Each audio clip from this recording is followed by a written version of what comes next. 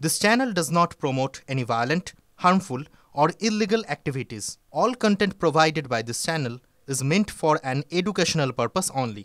Cancer Healer Center, a new beginning.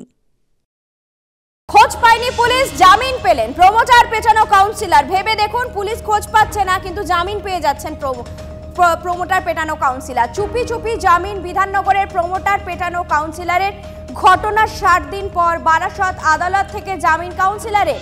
Samaresh চক্রবর্তীর খোঁজে উত্তরবঙ্গের পাশাপাশি ভিন রাজ্যেও তল্লাশি চালায় পুলিশ। আপনাদের নিশ্চয়ই মনে আছে, মন্দারমণি থেকে শুরু করে একাধিক জায়গায় গিয়ে তার খোঁজে পুলিশ তল্লাশি চালায়, কিন্তু তার টিকিটই পাওয়া যায়নি। পুলিশের চোখে ধুলো দিয়ে গা ঢাকা দিয়েছিল সমরেশ। 2 মাসে পুলিশ নাগা না পেলেও চুপি চুপি কিন্তু আদালতে জামিন পেয়ে গেলেন সমরেশ। কেন কাউন্সিলরের নাগাল পেল না পুলিশ? কাউন্সিলরের পিছনে কি অন্য কোনো প্রভাবশালীর হাত রয়েছে?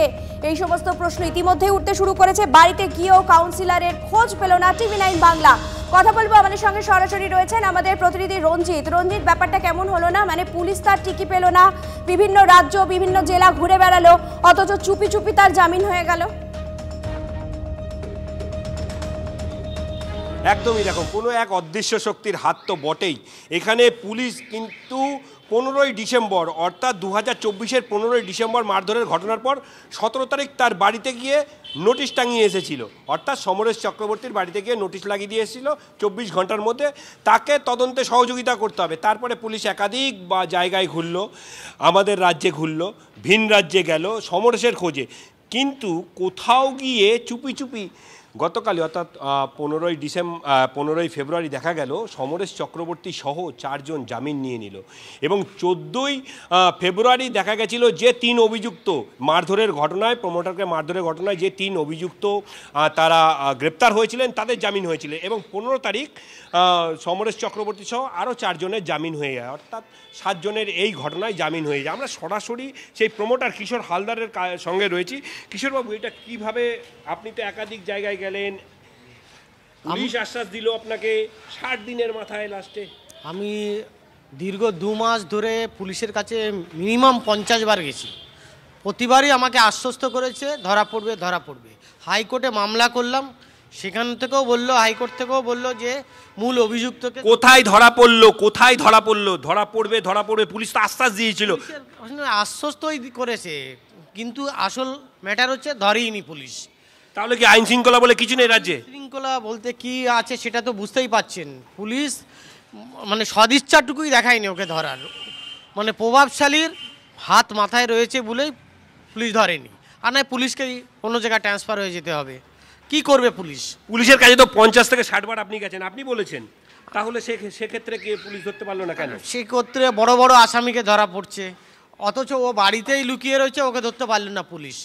যারা 3 জন অ্যারেস্ট হলো, সেই 3 জন 14 তারিখে বেল নিল, 14ই ফেব্রুয়ারি, আর 15ই ফেব্রুয়ারি ও বেল নিয়ে নিল। তাহলে ও হঠাৎ কোথা থেকে চলে আসলো? প্রশ্ন আমি অবশ্যই কিশোর বাবুকে করতে চাইবো।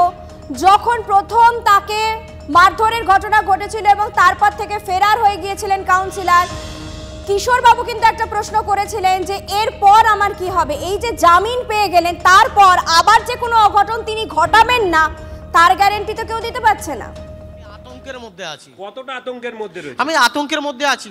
এই যে অমিত চক্রবর্তী যে বেল পেয়ে গেছে, যাকে ব্যাঙ্গালোর থেকে দিল, সে আমার সাইড থেকে বিন্দাস ঘুরে বেড়াচ্ছে, তার অ্যাটিটিউড অন্যরকম। ঠিক আছে, আমি খুবই, হ্যাঁ ননি, মানে আমি খুবই আতঙ্কের মধ্যে আছি।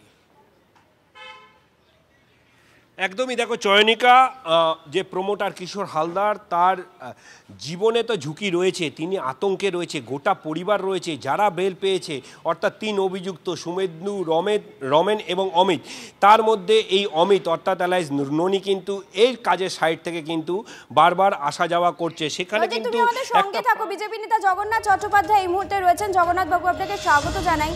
বিষয়টি অদ্ভুত লাগছে আমাদের কাছে, আমি জানি না আপনি বিষয়টিকে কিভাবে ব্যাখ্যা করবেন। পুলিশ নাকি খোঁজ পেল না, উত্তর থেকে দক্ষিণ একেবারে চষে ফেলা হলো গোটা রাজ্য। এদিকে 15 তারিখ তিনি গিয়ে বারাসত আদালত থেকে জামিন নিয়ে চলে এলেন। এটা সম্ভব? দুর্নীতির ত্রিভুজে তৃণমূল শাসনে একে অপরের পরিপূরক। এই ত্রিভুজের 1 মাত্রায় আছে তৃণমূলের নেতা, 2 মাত্রায় আছে পুলিশ, 3 মাত্রায় আছে যত অপরাধী দুষ্কৃতীরা। তো যার ফলে যখন পুলিশ দুষ্কৃতী এবং তৃণমূল নেতাদের মধ্যে আপোষ বোঝাপড়ায় আপনি কারোর ব্যাপারে জাস্টিস চাইবেন, বিচার চাইবেন, আপনি পাবেন না। এই ঘটনা তারই প্রমাণ। বেআইনি নির্মাণ, প্রতারণা ইত্যাদির মামলাতে পুলিশ খুঁজে পেল না অভিযুক্ত তৃণমূল নেতাকে।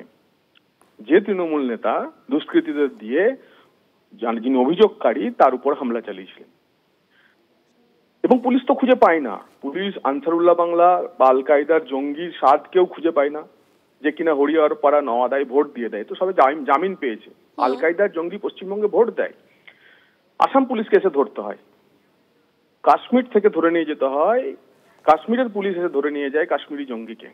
তার ফলে পুলিশ তো দুষ্কৃতীদের খোঁজ পায় না, পুলিশ এখানে দুষ্কৃতীদের সঙ্গেই মিলেমিশে আছে। একদমই। অনেক ধন্যবাদ জগন্নাথ বাবু আপনার গুরুত্বপূর্ণ মতামতের জন্য। কথা বলছিলাম বিজেপি নেতা জগন্নাথ চট্টোপাধ্যায়ের সঙ্গে।